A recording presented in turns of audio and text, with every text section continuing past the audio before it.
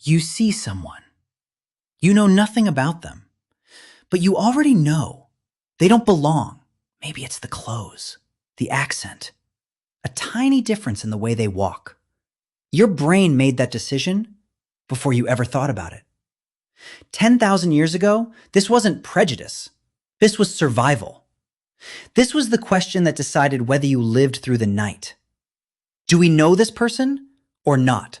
Welcome back to Human Relics. Today we're looking at one of the oldest lines the human mind has ever drawn. The line between us and them. Part 1. The Ancient World. For most of human history, we didn't live in cities or countries or nations. We lived in small bands. 20, maybe 50 people.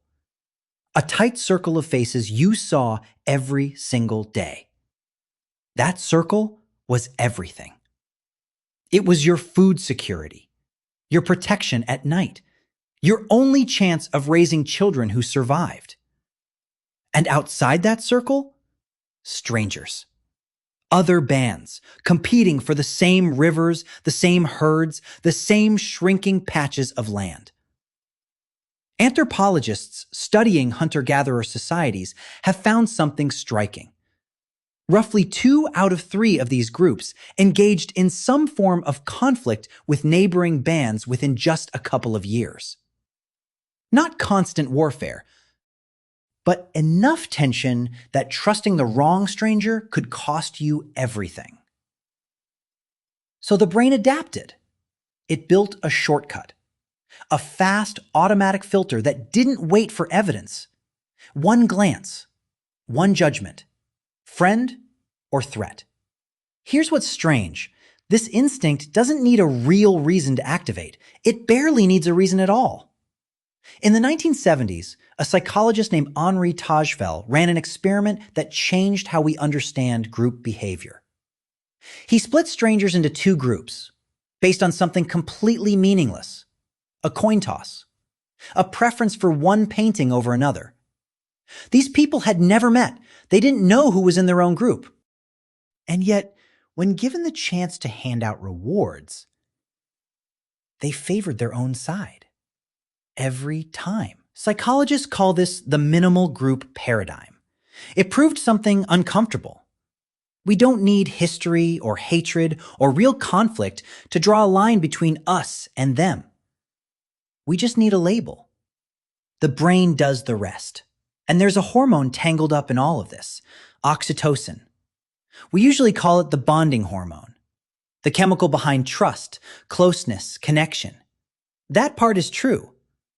But researchers have found oxytocin has a second face. In studies on intergroup behavior, oxytocin didn't just deepen trust within a group. It sharpened suspicion toward outsiders. It made people more protective of their own, the more prepared to act against those outside the circle. The same chemical that lets you love your family is the one that can make a stranger feel like a threat. Part 3. The modern world. We don't live in small bands anymore. We don't fight over rivers or herds. But the mechanism never left. It just found new tribes. A football jersey, a political party, a hashtag, an algorithm feeding you people who already agree with you, and quietly hiding the ones who don't. Social media didn't invent tribalism. It just gave the ancient instinct a much bigger stage and a much faster trigger. Every time an algorithm shows you an us versus them headline, every time a comment section turns into 2 camps shouting past each other, that's not something new in human nature. That's something 10,000 years old, wearing a modern costume. The scary part isn't that we still do this. The scary part is how little evidence it takes. A different accent, a different flag, a different opinion on a screen.